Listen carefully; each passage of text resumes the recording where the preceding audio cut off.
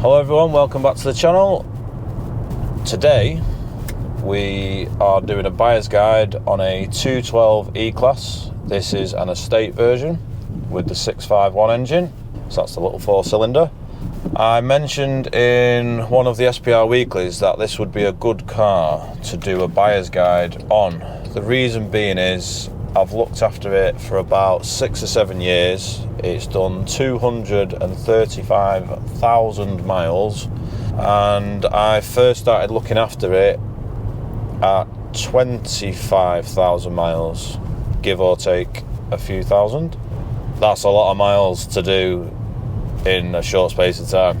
This car is basically just a workhorse for the customer. He's a really good customer. The reason I believe it's done so many miles without too much trouble is just proper maintenance. Good oils, good filters, good servicing. Just, you know, the customer's always had done everything we've ever recommended, as in brake fluid, brakes, gearbox servicing. You know, he's never skipped a gearbox service, he's never skipped the annual service, etc, etc. He's had one engine repair. I'll say engine repair, it's more engine maintenance, which was a timing chain that was done at about 210,000 miles. Now some of you might say, oh well, timing chain should last forever or whatever. Well, nothing lasts forever these days. Nothing's built like it was, so your timing chain's going to wear out. The reason I say it's done well is because I've replaced timing chains on this engine at 80,000 miles. You know, so this has done double the miles, and the ones I've done at that kind of mileage were cars that I don't service. And I'm not saying that they have to come to me to last, but what I am saying is where are they going? What oils are they using? How frequently is it getting serviced? Are they sticking to schedule? I am not the cheapest garage in the world, but the reason is because I'm using the best quality stuff we can, as in oils, filters, etc, etc. Oh, this man's going to let me through. Thank you very much. Thank you. This car is not in the best condition cosmetically, but this car is a workhorse. It's treated like a van. But I can tell you now, if I covered the mileage up on this dashboard and somebody said guess the mileage, I would guess 100,000, 120,000. It drives just as good as any other that I drive, and we're on 235,000 miles. Even the stop-start works. No knocks and bangs, perfectly shifting gears, changing with no fluttering, no nothing. Suspension's good. It's just a well-maintained car. And I hope that it keeps going until it just blows up or something, because it'd be great to see how high can we get this mileage, because, you know, 6-7 years, 200,000. It'd be great if he kept it for another 6 or 7 years to see how far we can get him. I also thought it'd be interesting to go through the running costs at the end of the video. Bit of a double video. How much does it cost to do 200,000 miles in your E-Class estate? And also a bit of a buyer's guide. I'll go over the car. I will show you common faults that we come across with this model and this engine. In fact, this car was in for a service last week. Did a B service, which is oil filter, air filter, cabin filter. He also had a gearbox service, as it was last done at 180, 190,000, so I recommended another one. Now we're on 235, and he just said, yep, get on with it. So let's get back to the garage. Let's do a bit of a buyer's guide. Hopefully somebody learned something.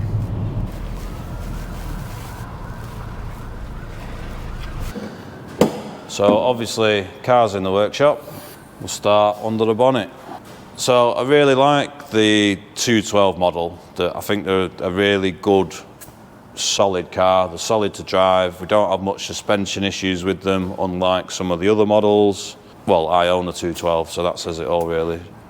It's going to be like a massive contradiction, because I'm going to explain all the common issues with the car, and then everyone's going to say, wow, I would never buy one of them. But all the common issues that I explain in these videos doesn't mean that you're gonna have to have all those jobs done on your car. Does that make sense? Yeah, it does. So, kick things off, 651 engine, little 4-cylinder diesel, really common engine.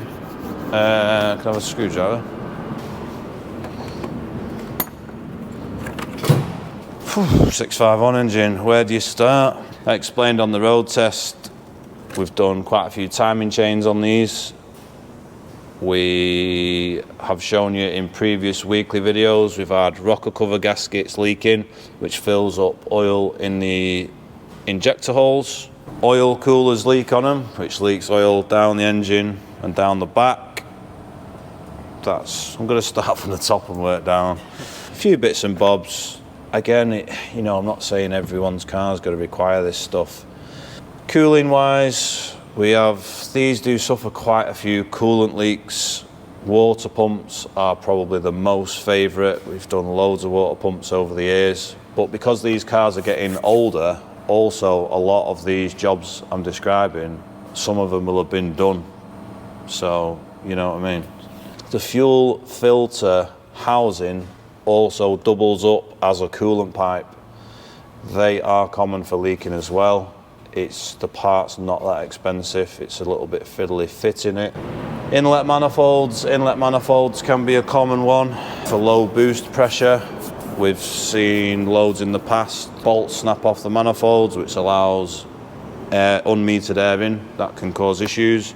We've also had inlet manifolds block up with carbon. So 2 faults there for inlet manifolds, 1 for blocking up and 2 for snapping the bolt which holds it to the side of the engine. It sounds terrible, doesn't it? I have owned a car with a 651 engine. I did a water pump, a few other bits and pieces, nothing major.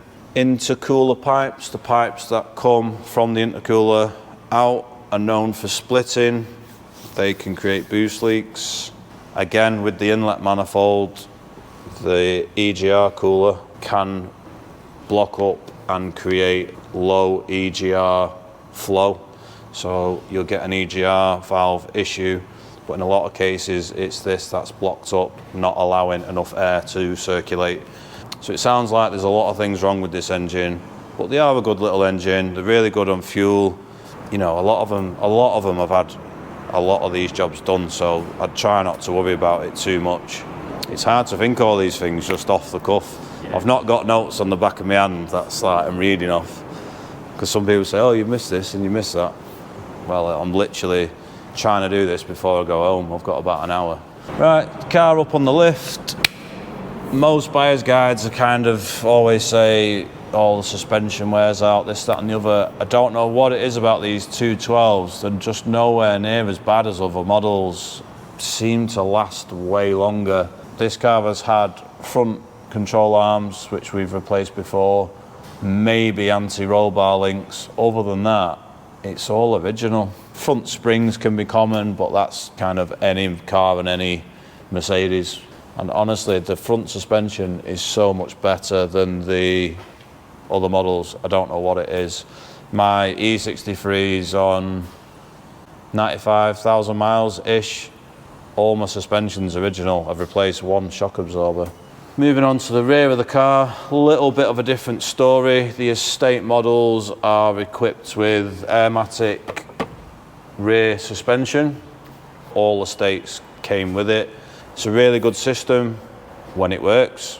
If it doesn't, it can be an expensive bill. Airbags are known for leaking, and the car will just sit on its bottom overnight. I think they're about £500 each, plus VAT, plus labour. The air lines which go from the pump to the airbags, it's plastic piping. They can crack, they do go hard, they do go brittle. The pumps themselves can fail. I think pumps are about £300–400 quid. I've had a look through the service history on this car, and he's not actually had any Airmatic repairs, which is really good because most of them have.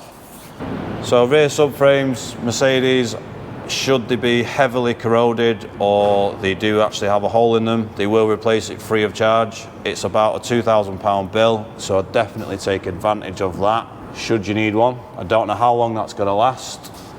Obviously, Airmatic suspension, I don't know much, if anything, about other cars, as in other makes and models, but I'm pretty sure any car, whether it be a Range Rover, a BMW, a Bentley, whatever, Airmatic's troublesome throughout the models, so it is what it is. However, it's a great system.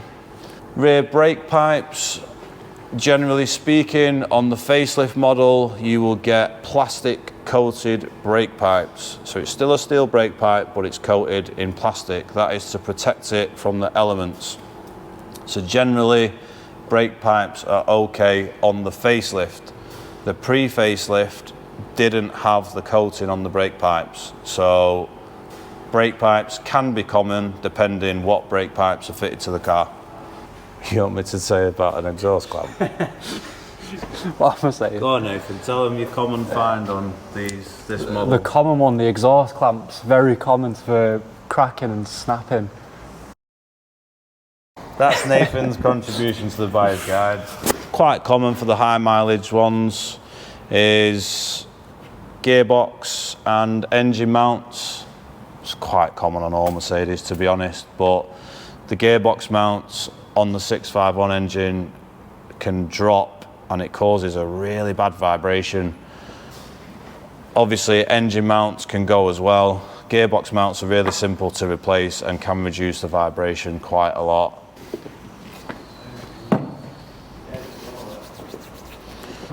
Another common item, NOx sensors, which measure the NOx going through the exhaust. The NOx emissions, really common for failing. So much so, we actually don't replace them here. We send everyone to the dealership. The dealer are doing a lot of them at goodwill, some of them at a contribution. Some people are paying full price. It's a bit of luck of the draw. I do believe there's a bit of a recall going on for it. There is one listed for something to do with the NOx. The reason we don't replace them is because they're so common. I've seen them fail so many times within the warranty period. Keep your paperwork happy. If you have a NOx sensor fault again, you can go straight back. The cost of a NOx sensor, I think it's about £600–700. Some of the cars have two. Before anyone comments saying this car needs tyres, yes, it does need tyres. You are correct. So yeah, this car needs 4 tyres before anybody reminds me in the comments. I know about it, the customer knows about it, it is going for tyres. Send her down, Reese. In fact, you should do it. Nah, I'm not doing it. Go on, you said. Nah. You said, go on. Nathan's just pointed out that we changed quite a few back lamps on these, which is true. The LED individual bulbs aren't replaceable, so if you get a couple that have gone or a strip that's gone, you have to replace the full lamp. There's an inner and an outer, so really you've got 4 lamps on the back. Should you get a back light out, it's got to be a full lamp, which is unfortunate. Probably worth noting, we can have issues with the automatic tailgate. Most common is the struts themselves getting weak and not assisting it going up. I think we've replaced some in another video of it. It just couldn't help itself going up and then it came down too fast. Honestly, these are good cars. It sounds contradicting, but the 212s are good. So I think that moves us on to how much has this customer spent in maintenance with me to do 200,000 miles. So we'll go through the running costs. Shouldn't really do this, but I've just been playing around in the car.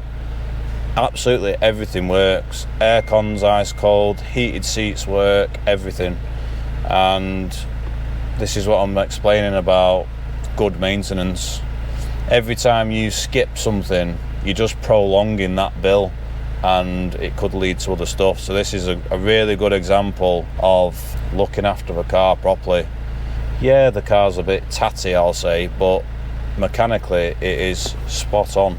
Anyway, let's turn the engine off because that's annoying. This is the service history for the car while it's been with me. These aren't individual invoices. This is just a print off of everything we've done. There's probably 2, sometimes 3 bills per page. It's like an itemized version. I'll go through first of all if anything stands out of importance, as in it's pointless me saying, oh, it's had an A service, oh, it's had a B service, oh, it's had disc and pads. Of course it has, it's had numerous ones. It's had loads of disc and pads, it's had loads of servicing. Let's have a look. Anything that stands out, something somebody might be upset about. Timing chain. Timing chain and tensioner was replaced at 207,000 miles. Now, if I needed a timing chain at that kind of miles, I wouldn't be upset. As I explained, I have done these with less than 100,000 miles. I do believe it's down to lack of servicing and not good enough quality oils and filters. So that's the first job. That's about £1,000 job on its own. That's 207,000 miles, timing chain tensioner. The previous service bill to the timing chain job, which was 4 or 5 months before, sometimes this guy has 2 services a year, he does that many miles. I noticed the timing chain rattle when I started it up, so I made a note on his bill, advised him on it, and then bang, first time he came back, he had it done. So I had loads of gearbox servicing. Needed an alternator, and when I say it needed an alternator, I actually fitted a voltage regulator which goes in the back of the alternator, which saves a big bill replacing the whole thing. Should that alternator fail again, I would probably put a full alternator on it now, because that was at 165,000 miles. We're now on 235. So again, that's not an expensive bill. A voltage regulator's about £100 plus VAT plus labour, so it probably wasn't worth mentioning that. Well, if it had a full alternator, it would have been worth mentioning. Auxiliary battery was done at 100,000 miles. That's just routine these days. Temperature sensor upstream of DPF, that was replaced at 100,000 miles. Honestly, that is it. This is just pages and pages of quality servicing. The only things that are standing out there are the timing chain, really. There's nothing there that's like, oh my God. It's not even had any rear suspension issues, which is unusual. So I first started servicing this car in 2017. 28,000 miles, 2017. We're now on 235,000 miles, 7 years later. All these bills combined with me is £14,000. 13,900 and something and whatever pence. So we'll round that up to £14,000. £14,000 has got his car from 28,000 miles to 235,000 miles in 7 years. Now I think that's pretty good going. You can't complain at that. Hopefully this is a positive review, because a lot of people will say after my reviews, I will never buy a Mercedes. So I will see this car again in probably 5 months' time, because he'll be due another service. And hopefully he just keeps it till the very end so we can see what mileage we get it to. So that concludes this video. Thanks for watching. See you on the next one.